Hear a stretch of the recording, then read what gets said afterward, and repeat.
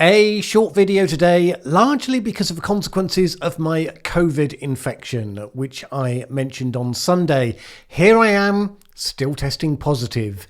And it's a short video, not because I've had a hard time with COVID symptoms. Actually, I've had a really mild case as far as symptoms go. All other things being equal, I could have just carried on regardless. All other things have not been equal, though. I mentioned I had a big week coming this week, 2 major things, and plus one thing I hoped wouldn't become a factor. Well, that did become a factor, obviously. That was COVID. Thank goodness I didn't have strong symptoms, because coping with the impact of that COVID status on the other 2 things I had to do was a lot more work and stress than actually just doing the things would have been. However, there is something we should be talking about this week, and it comes down to cars and to net zero. The EU has been in some disarray in recent weeks over its plans to ban internal combustion engine cars by 2035. This week a decision was finally made, although it rather depended on which source you got your news from as to what you think the consequences of the decision actually were. Some sources said the result meant the ban was back on track. Others said the EU plan had been left in tatters. An assessment which, to be fair, seemed rather laced by more than the usual amount of wishful thinking. So what's actually going on here, and what does it mean? In June last year, the European Parliament supported the Commission's proposal there would be a ban on the sale of new CO2-emitting cars by 2035 as part of its net zero commitment. It's a sort of big picture, grand ambition policy we've seen a lot of in recent years, and such policies have 2 things in common. One, the arguably least important, they are always dismissed by the more extreme campaigners as being too little, too late, practically proof that, quote, nobody's doing anything. 2, in actual fact, as you start to get into the detail of trying to implement them, the massive consequences of moving on what on any other yardstick is a rapid pace begins to become visible, and you end up with some degree of backlash. If you're grown up rather than ideologues, not necessarily a bad thing. Constructive backlash is how, in a democratic society, the details get revised and improved, and the really misconceived policies get eventually thrown out. The EU is a rather odd beast when it comes to governance. It's a central bureaucracy composed of democracies. So it's always likely that some of its constituent countries find themselves more negatively impacted than others, and they will lead the charge for changes. And obviously the huge car manufacturing powerhouse of Europe is Germany. So recent weeks have seen Berlin going head to head with Brussels, with the Germans trying to get the rules adapted to make space for vehicles running on so-called e-fuels. What are e-fuels? E-fuels are a synthetic alternative to fossil fuels made from hydrogen and CO2. It's less polluting than conventional fuel, but still emits CO2. Given how energy intensive it is to make hydrogen in the first place, does this really sound like the mass market solution that's going to save the German motor industry? I mean, wouldn't have thought so. One French official was quoted by Politico as referring to e-fuels as extremely emerging, almost science fiction. I tend to think that's a safe starting point for any technology dependent on hydrogen that promises some sort of early role as an energy source at scale. Because as far as I can tell, we're a long way from hydrogen at scale for any purposes. Don't know, maybe I'm missing something. For all that, Daily Telegraph columnists declared the outcome as proof that, quote, the EU is run by German car makers in association with French farmers, which seems something of an overstatement. Part of it is procedural.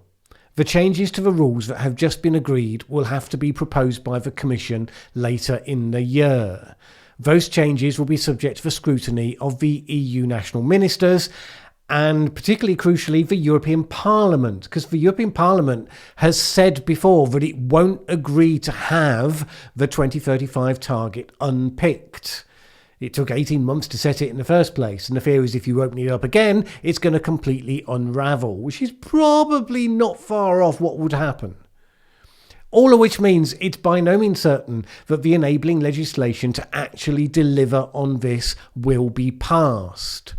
The Commission has to create a new legal category for cars that can only run on e-fuels.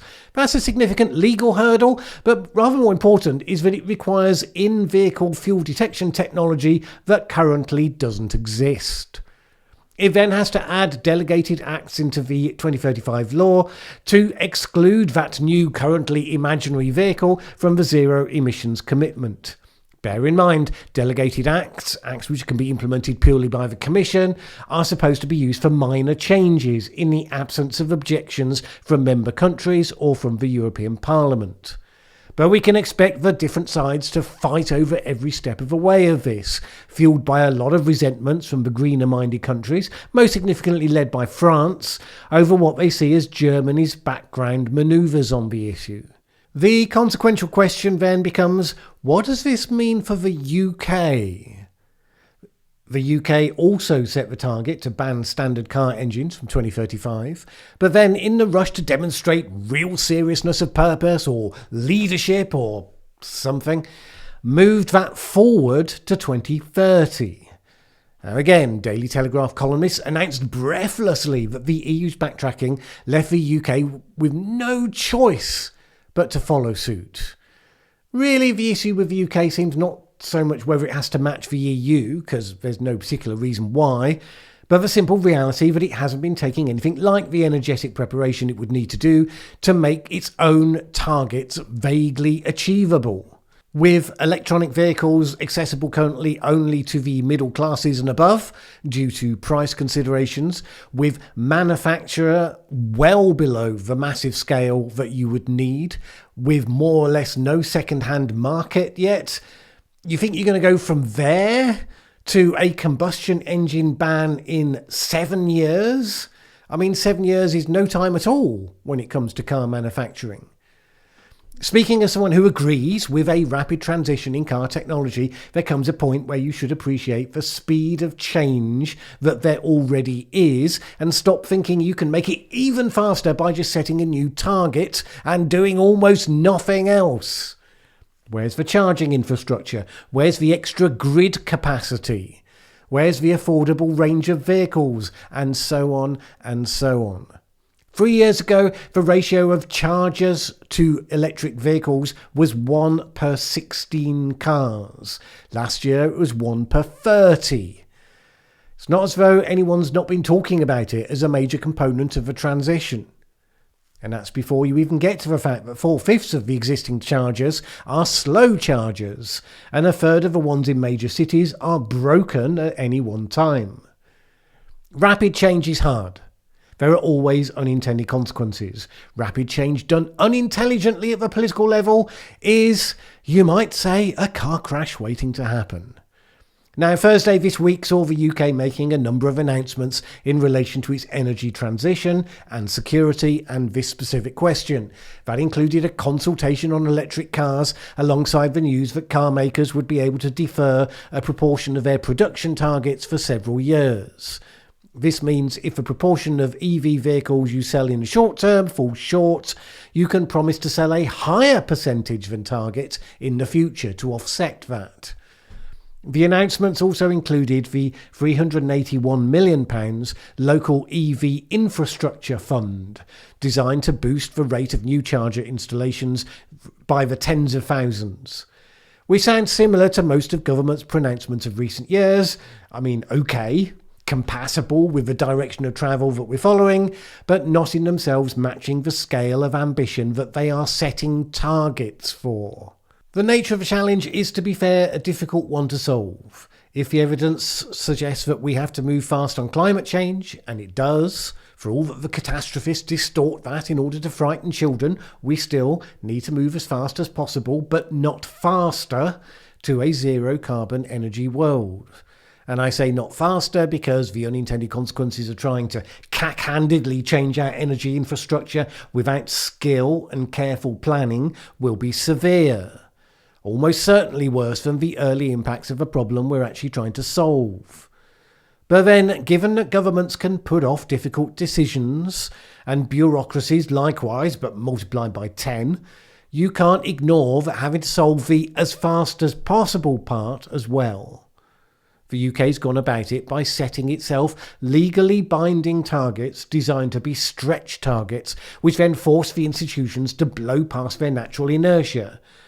Which is not a bad attempt at trying to solve the institutional problem, except we've just had 3 years of completely incompetent administration where targets got set, big promises made, and then bugger all actually done, without much apparent concern about the mismatch between the two.